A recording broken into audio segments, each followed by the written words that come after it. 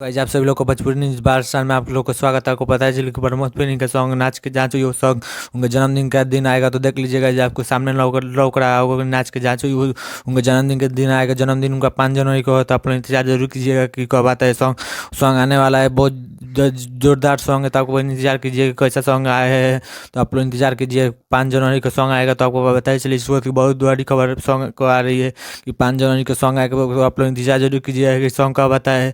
अरविंद अकेला कल्लू का बेग लटकोले हुए कल्लू म्यूजिक वर्ल्ड से आने वाला है तो आप लोग इंतजार जरूर कीजिएगा। सॉन्ग आ गया है, आप लोग जाकर सुन सकते हैं। सॉन्ग आ गया है तो आप लोग जाकर सुनकर अपना राय जरूर बताइएगा कि सॉन्ग कैसा है। कल्लू म्यूजिक वर्ल्ड से सॉन्ग आ गया है, आज ही आया है तो जाकर अपना सुन को बताइएगा। 7 बजे रिलीज हो गया है तो आप लोग सुन कर जरूर बताइएगा कि कैसा सॉन्ग है।